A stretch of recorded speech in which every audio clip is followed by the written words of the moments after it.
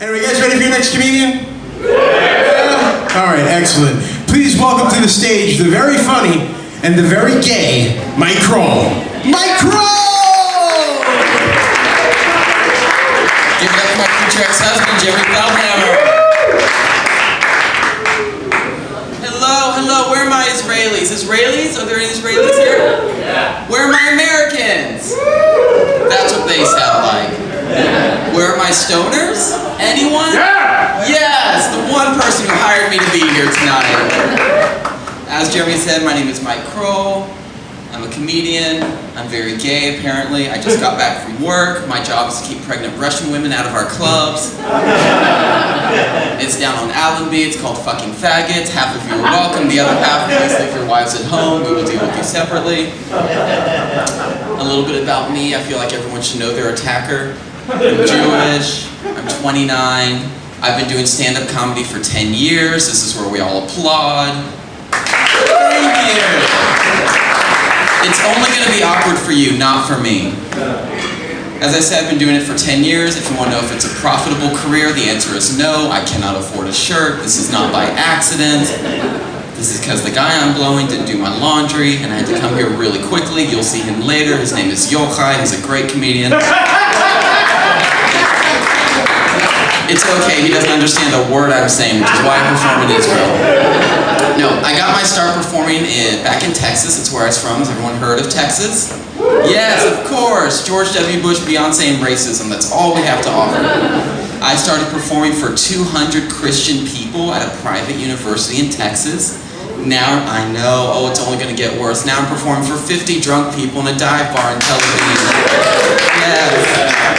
This is what success looks like. Please tell that to my mother. She was very disheartened to hear what I did for a living. My mom's a doctor, her father's a doctor, my cousin's an architect. I'm a disappointment. And it's not for the gay thing because I only sleep with Jews, but occupy the territory. It's because it doesn't pay, but it does offer me a lot of interesting adventures. Do we have any tourists here tonight? Anyone here who wandered in by accident is now regretting coming here but can't walk out because we'll point you out? The one guy that flicked me off in the back, you sir? Yes, it's okay. Don't blame it on her, I work with her. I'm also a bartender, which is hashtag please tip your bartenders. None of us get paid enough to do this job. So everyone give a round of applause to the bartending staff tonight. The people that didn't shout are the ones that haven't tipped yet. I know each and every one of you because I've seen you here at these shows before. No, so I have interesting adventures as a comedian. I've been on tour recently. I just wrapped up a 3-city tour. I've performed in Haifa, I've performed in Tel Aviv, I've also performed in Jerusalem. And I've learned some interesting things. I've learned that recently, Jerusalem and Tel Aviv don't really get along. Has anyone heard of this? The cities kind of have a rivalry. Where are my Israelis? Y'all know about this, right? Just don't get along. He's kind of half smiling. You only came here to see Yochai. Don't really speak English. Exactly, you escaped, thank you. And it's because people from Jerusalem don't like Tel Aviv because we have all the gays and the weed and the embassy. But we don't like Jerusalem much either. We don't get along with Jerusalem because they have God and the wall and the embassy. But there is something we can both agree on, and that's that we both hate Haifa. Is anyone here from Haifa tonight? I am so sorry you're stuck there. You too! I'll take pictures behind the dumpster in the back. I actually spent my first 2 weeks in Haifa. I was in Bat Galim. It was a wonderful place. I couldn't get stoned once, which is why I can never go back. We recently celebrated a big milestone. My colleague just talked about. We were celebrating Pride recently. Did anyone go to Tel Aviv Gay Pride? Just the one straight one. You went too? Yeah. Are you with a girlfriend or a boyfriend today? Then why are you rubbing legs with that one? Huh? No, too late. Are you the beard? You the beard? Good for you. As Jeremy said, I'm very, very gay. I look like a hate crime, but I smell like a felony because I store my weed where I store my clothes. It was recently Pride, and all that beautiful love and togetherness and happiness just really reminded me of how alone and bitter I really, really am. I used to be in a long-term committed relationship before I moved to Israel. I was in a 6-year relationship with someone.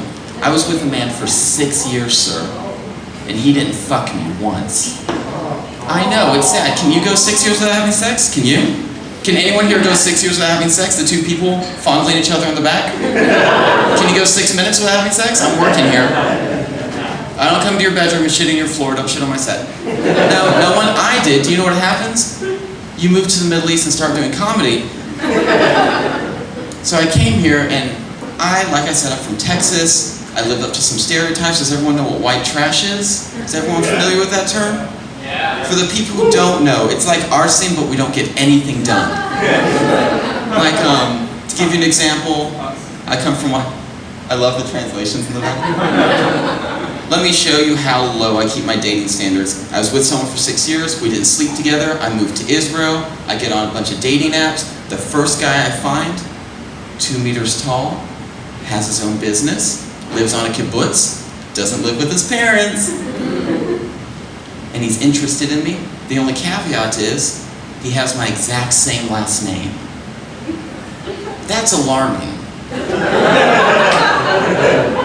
But not for me, because I'm from the South. And I don't have a very common Jewish last name. You see exactly where this is going, don't you? I don't have like a Rosenberg, or a Cohen, or a Feldhammer to where I can just fondle my cousins. My last name is Kroll. Kuf Resh Vav Lamed. 4 letters. In English, it's 6 letters. F-A-G-G-O-T. It's not a hate crime if a gay guy says it. 2018. This man had the exact same last name as me. So naturally I thought, he's my cousin. I have to fuck him. I have to keep it in the family. That's how we survived after World War II. That's how we built up our numbers, isn't it? It is. There's a lot of inbreeding. I'm Ashkenazi and Sephardic mix. I'm on mutt on both sides of the pond. So naturally we dated. He was cool with it too. But he stole from me, ladies and gentlemen. This is where we all go, aw. Thank you. He stole my virginity. I wasn't holding on to it, but he took it from me. And then he left me. And he dumped me in a very uncomfortable way. He dumped me at an art cafe. I don't know if any of you have been to one, if there are any white people in the audience. It's like a Starbucks, but less pretentious. And I live in Tel Aviv. I live next door. I make poor life decisions. Look what I do for a living. Look where I live. Look where I work. So naturally, this isn't going to go well. He dumped me in an art cafe in Ranana.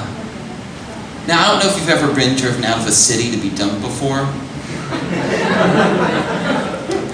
That's like dating someone in Manhattan and then being driven to Jersey and then being left there in broad daylight.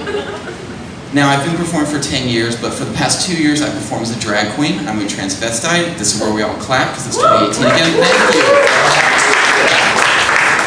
It's not easy to to date a cross-dresser, sir. I'm not sure if you're aware, but it's good life lessons. It takes a long time for me to go from this to maybe halfway passable, like Jeremy. It takes a long time.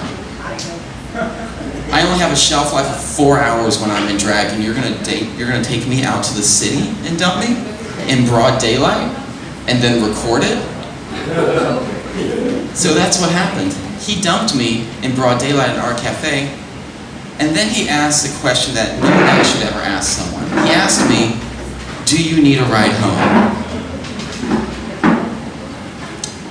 I don't know if anyone here has been dumped, but would you take a ride from your ex after you got dumped? Would you take a ride from your ex? Would you? Would you? Look, everyone here has common sense. Guess who doesn't? Because my Rav-Cop wasn't loaded. And I'm not walking back. Because I'm sensible. And I was wearing heels at the time. So I said yes. Now, I don't know if you ever want to get into a car with your ex, but this is the last thing I said to him. It's going to be the last thing I leave you with. He tried to make small talk, because Israelis aren't very bright. I am allowed to say that. I am an Israeli. Look what I do for a living. And he was making small talk like, "Why are you upset? Why are you crying? Do you want to go to the movies with me and my boyfriend later? I didn't know we had one. I thought I was it." So I did the only thing that a strong, independent black woman would do in that situation. I took off my heel and I clubbed him to death. No. Because that's called an alibi. No. I was very calm. I rolled down the window. I took his phone and I set it free into the wild. You're gonna crush my hopes and dreams. I'm gonna crush your Grindr contact list. Thank you. Thank you all so very much. Give it up for Mike Kroll, everybody. Mike Kroll. Yes. One the only. Mike Kroll. Where are you going? Show's not over. I paid them to be. What? I have to go tip him. Gay groupies are leaving. It's all right.